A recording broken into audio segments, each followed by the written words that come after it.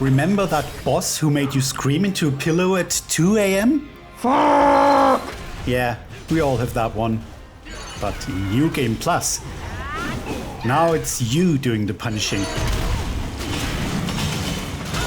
Fuck you, Anna! And the fuck you, Dolphy! What was that?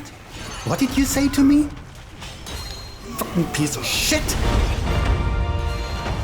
Fuck are you? Fuck are you?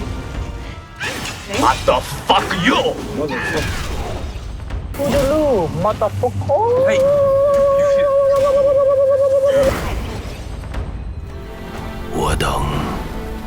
And fucker you.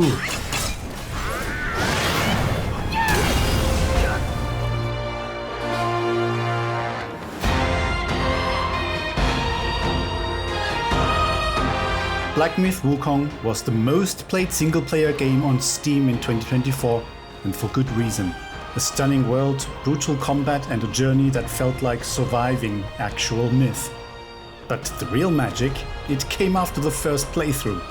New Game Plus turned pain into power. It gave us something rare in gaming, catharsis.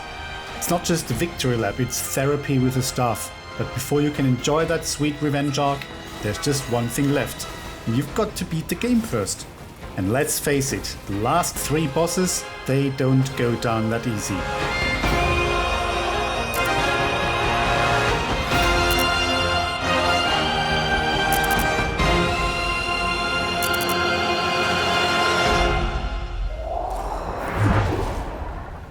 Now, you might be thinking, do we really need another Wukong boss guide?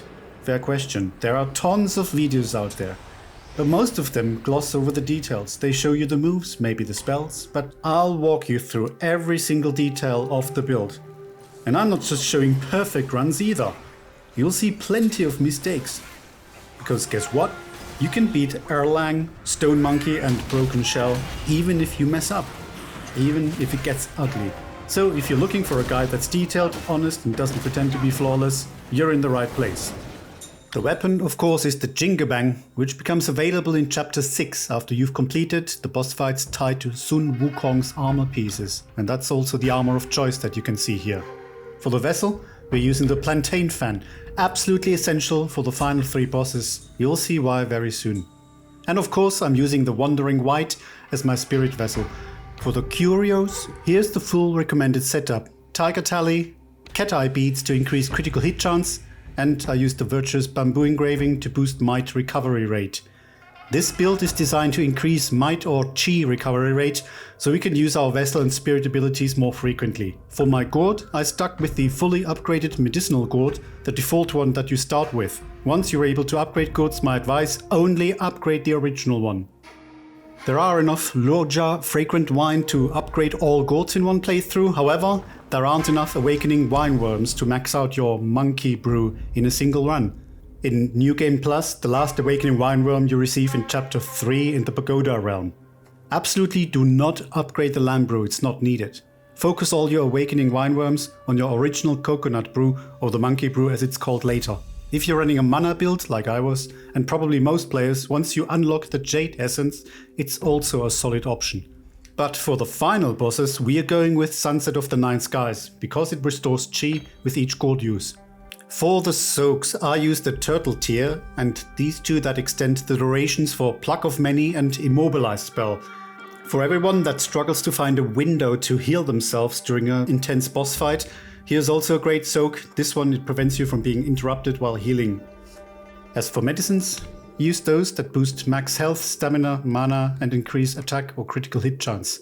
But the most crucial item, the one that resets all spell cooldowns. And since I'm not exactly a Soulspawn god, I also carried a life-saving pill, just to bail me out in those last tense moments of a boss fight. From around halfway through the game in Chapter 3, all your vendors are consolidated in Zodiac Village. This is also where you'll spend all your mind cores. I prioritized upgrades to max health, mana and stamina, and invested a bit into defense as well as maxing out stamina recovery rate. You can really see the difference here. If I reset my build, this is where the gains would be most noticeable.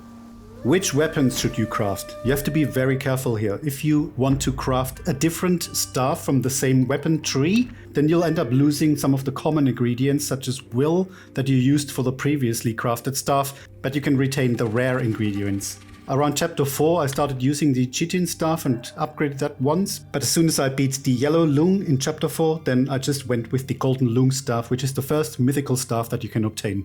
And then of course from chapter 6 onwards the Jingabang. You don't even have to craft this one, you're just given it. Which of the armor sets to craft and upgrade? A solid choice would be Bulking set, but you'll need New Game Plus to be able to craft the full set. The Yaksha set is a very popular Endgame or New Game Plus choice among the pros. Because I don't use pillar stands, I haven't really tried it out much yet. The Golden set is probably the best alternative to the Sun Wukong armor, because it also heavily focuses on spirit skills, vessels, and obviously chi regeneration that we are relying on. And here's the set where you should spend your first celestial ribbons on to make it mythical. The Pilgrim's armor set is by far the best choice for the mid to end game. But for these last 3 boss fights we will stick to Sun Wukong's armor. And now finally, where to spend all those sparks or skill points. Now, for most of the game, I played with the stamina tree maxed out. But before the final boss fight, I reallocated all points away from stamina and martial arts. Those 2 trees are great for early and mid game, so instead I heavily invested into the survival tree to max out health, critical hit chance, mana, defense, critical hit damage, and attack. Because I really enjoy building up focus points for these devastating heavy attacks, I like to put these points into the smash starts. But some players, they prefer to dump these points into the transformation tree instead to max out the Azure Dome transformation. Pillar stands I only used around chapter 4 and 5 when I played with the Golden Lung staff. For Immobilize I used this setup. I skipped the last 2 upgrades, especially the final one, because it increases mana cost to just extend duration, which isn't necessary. Nothing in Alteration. I always use Cloud Step and never use Rock Solid. Pluck of Many should be completely maxed out. It's practically required for these boss fights. And don't overlook this section here, not just for transformation. That's a really useful node to increase your defense. And not for the transformation, but for your character as a whole. And depending on how many points you have left by this point, this is where you dump the rest to boost your transformation stats. So the final spell layout is Immobilize, Cloud Step, Pluck of Many, and then I have the Azure Dome, but you'll only unlock that after defeating Erlang. Before that, I used Red Tides for most of the game. To unlock the hidden ending, also known as the good ending, you'll need to complete several side quests. In chapter 3, go to the Pagoda realm and locate the Great Pagoda. But you'll only access the hidden boss there after completing all hidden areas in chapters 1, 2, 4 and 5. Behind this wall, you'll find Erlang, the sacred divinity, widely considered the hardest boss in the entire game. But hear me out. Once you know what to do, he's not that bad. Personally, I found the last 2 bosses to be a bit tougher. I'm briefly turning my performance overlay on. Even with frame generation turned off, we thankfully have a quite decent frame rate of around 140 FPS. On my first attempt I failed about halfway through. Second attempt, a bit earlier even during this move. Then I gave up because I messed up too early in the game. In the 4th attempt I almost beat him, but even after resurrecting I was killed again. And then finally, attempt number 5 is the one. I popped some medicine at the beginning to increase my health, stamina, defense and critical hit chance. Straight away, as soon as this health bar appears, I pop the fan. And this fan takes out actually all of his shield. Have a look, the upper line. Then I immediately do some damage with normal. Yeah, missed that one. Immobilize, just causing regular damage here until his second phase is triggered. I did the Wandering White here.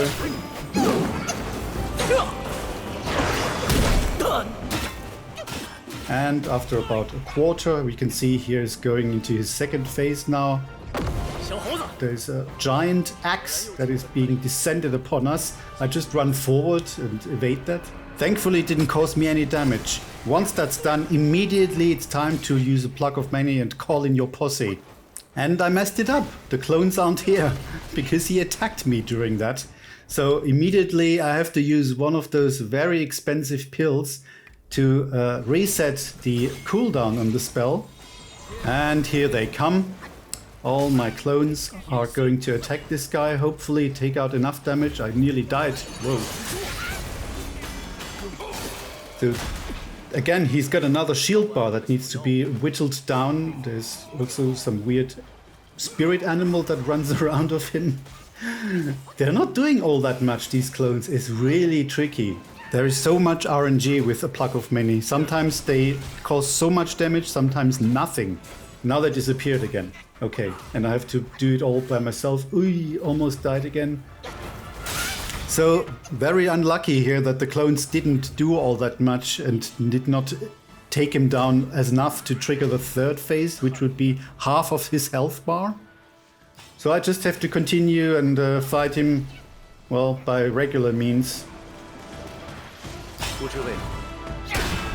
I'm able to get some heavy attacks on him. You can see I'm trying to actually build up focus points, but it's almost impossible, almost dying again here. It's absolutely insane. Thanks to my improved chi recovery, it's time to pop the fan for the second time, which helps me again not just taking out his shield quickly, but also it stuns him quite a bit, giving me enough time to land those heavy attacks.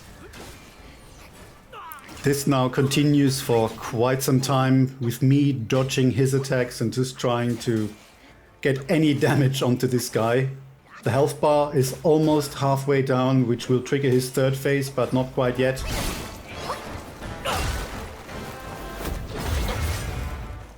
My gourd is maybe half down as well.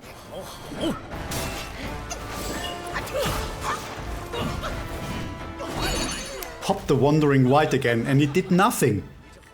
I'm making so many mistakes. Here, third phase, he's shooting lasers and we just have to dodge and basically dance around a little bit from left to right. And now comes this very difficult attack of his that can be dodged by spinning the staff, but I use Cloud Step to make myself invisible. And that way I don't take any damage throughout this devastating attack.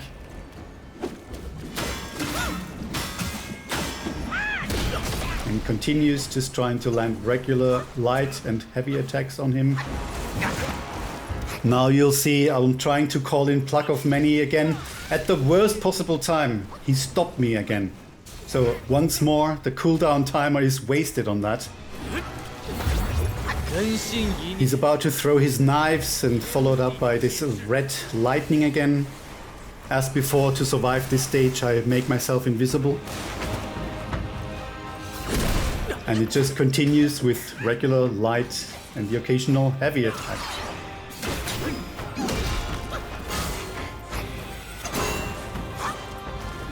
Now I've used the transformation, which didn't do much damage, but it causes damage through the shield actually, and stuns him.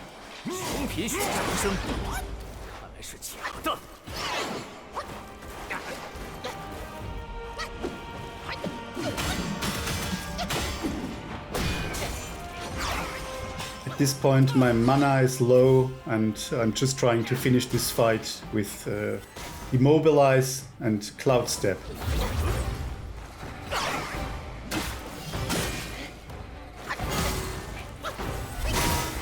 But you can see how my chi meters or might is building up, so soon I can pop the fan for the third time, which should be about now. Now, because my gourd is running low, I'm using the life-saving pill to just heal myself up completely.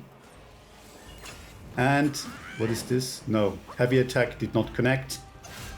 All the spells are on cooldown, but my fan just actually become available again. So at the next available opportunity, I'm going to pop the fan for the third time. Here we go.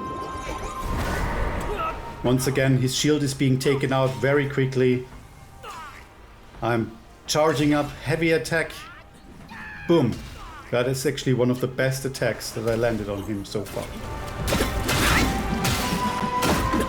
And again, I'm going to try Immobilize, but it doesn't work on him very well. See, he's almost immediately freed himself from immobilize. Boom! The Wandering White finally connected and he's almost down. But he's launching his devastating attack again and I don't have Cloud Step. So now I need to dodge this and I'm almost dead now. Health bar is like 1 tick. So what can I do? Soul Remigration Pill. Because I will die now and then I have 1 more chance of a full health bar and that's it.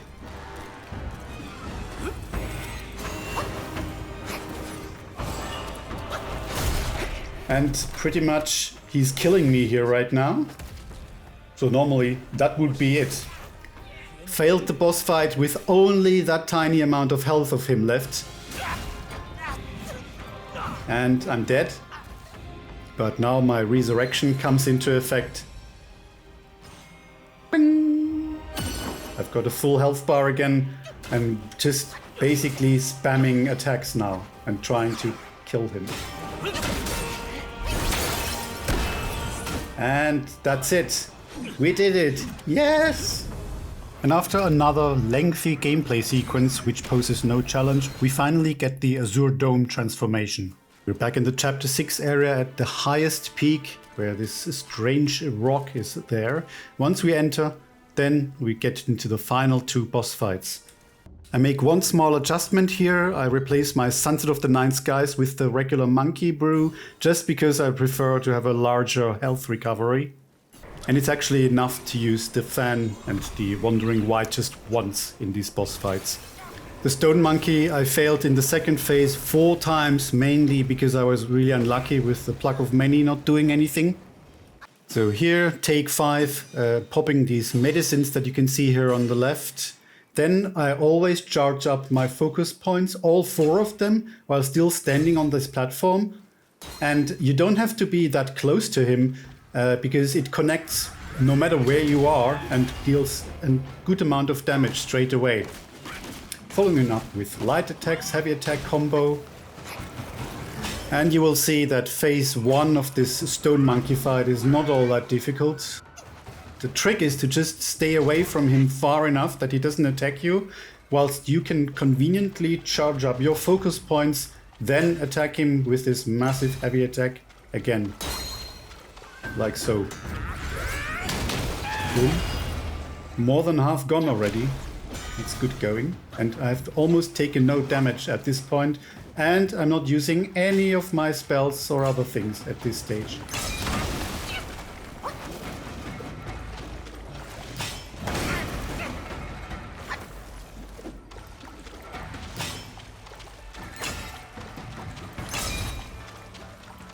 And just from really far away, it connects with him very nicely, and he's almost down. Just following up with some light and heavy attack. Phase 1 is over. So this one I never had any trouble beating. But now comes phase 2.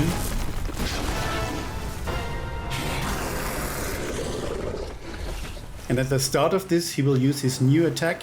We just have to jump here once, twice, 3 times, and the next one is a bit tricky, and yes. And again, missed that one. So what am I doing here first? Healing, first of all. And I already wasted an immobilize that didn't work.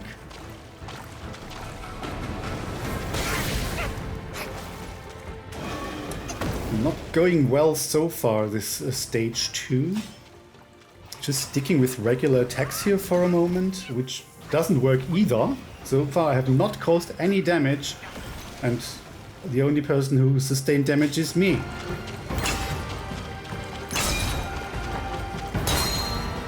This one should connect. Yeah. This took out quite a bit of the health bar, and moving forward, Wandering White.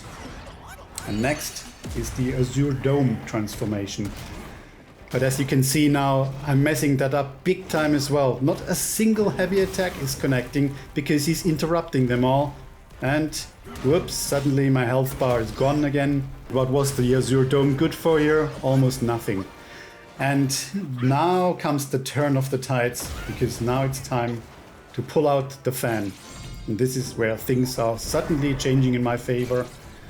So the funny thing is, even though I can give you this guide, which by the way is not even like the perfect playthrough, but look at what happens now. Finally, the Plug of Many, it's working its magic.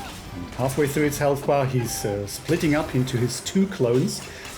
And I'm just continuing, and I built up focus. I just heavy attacked one of them, and the other one is gone.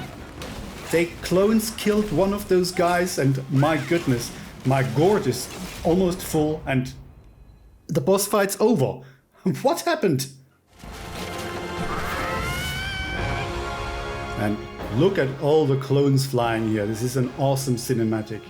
I must say, the production value of this game for a debut by this Chinese developer, Game Science, is phenomenal. It looks absolutely stunning. There we go, the Great Sage's Broken Shell is the final boss of the game. And as before, his first phase is easy. We just create enough distance to charge up our focus points, and I do the exact same thing as before. Thank God our gold use and mana replenished entirely. So here, as you can see, I'm charging up focus points again, but he's throwing these stuff at me, so that is a bit of a problem. That can interrupt my focus charging, as well as him popping the Ring of Fire. And that in particular becomes a problem later on when we want to use a Plug of Many. That is oftentimes a reason why the second phase is failed, that a Plug of Many was wasted again. You can see here he's keeping his distance quite nicely, very easy, charging up 4 focus points, and bam, didn't do anything. Sometimes he blocks those attacks or dodges them, because he's basically a mirror of yourself now. So he has basically the same abilities as you, such as perfect dodges.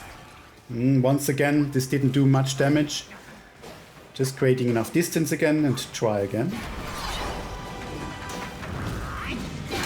This wasn't a fully charged attack, but it's better than nothing. Sometimes it's worth to just charge up 2 or 3 points and not all 4.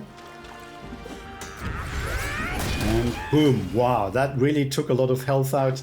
Probably also because it was a critical hit. By all means, spend time to learn his attack combos to perfectly dodge every single strike, but we have so much gourd users, like 10 in total, and healing up 50% is really okay to just get hit now and then. And he's almost down. Phase 2. Boom. No, didn't connect. Just using regular attacks. He's also using Cloud Step. So that's it. Phase 1 completed without using any spells or transformation. And once again, the second phase is where it becomes ultimately a lot more complicated. So here, yeah, once, twice, dodging here if possible. Once again, I've popped here a successfully immobilize, but it didn't do all that much. Wandering White first, then Azure Dome transformation, and we are inside his Ring of Fire. So actually he doesn't take any damage. Quickly drive him out of there.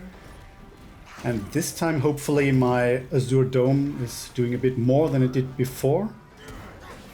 Light attacks and a heavy attack that just healed me slightly. Now he did immobilize on me. My transformation is nearly finished and his health bar is only around a third down.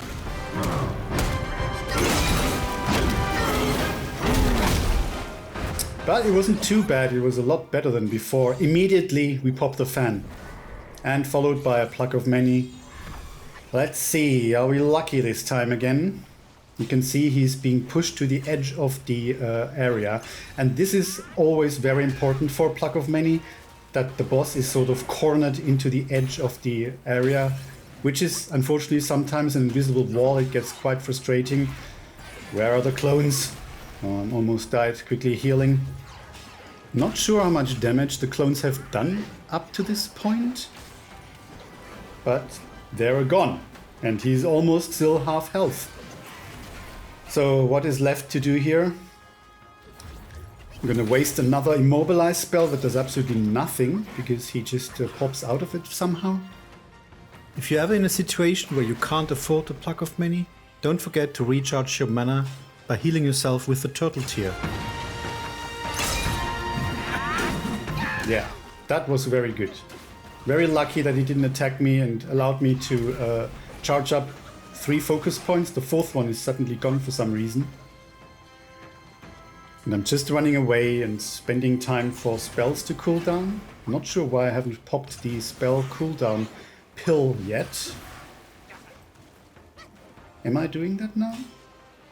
Charging up focus points again? Okay. Didn't do anything. Completely wasted. Now I've drank, and basically sometimes when you take a sip from the gourd, he's just like stealing it off you. Taking a sip himself and just healing himself up a little bit as well. This is so annoying. Oh my god, it's unbelievable. So I'm not sure if this is massively easier than Erlang Shen. I think Erlang has a lot more relentless and aggressive attack combos, not allowing you to charge up focus points like this. But once you get trapped in this guy's attack combos, you could be dead very easily as well. And also we need to resort to a lot of our spells here. I actually have a Pluck of Many ready, so immobilize, Pluck of Many, here we go. Let's see what happens. He's currently doing a pillar stance by the looks of it. And my clones are nowhere to be seen. Here they come running. They're standing, they're not attacking him. And now this is the problem that I mentioned earlier.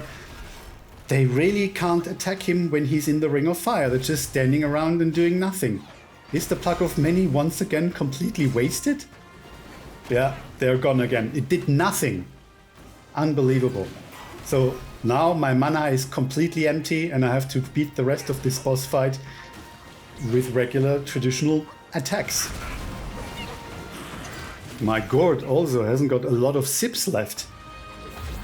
So I'm showing here also kind of the worst case scenario, and you can still win. But best piece of advice for his phase 2 is to wait until he's popped his Ring of Fire once, then make sure he's out of it, or pop the fan, and then immediately Pluck of Many, so that the clones will actually do something.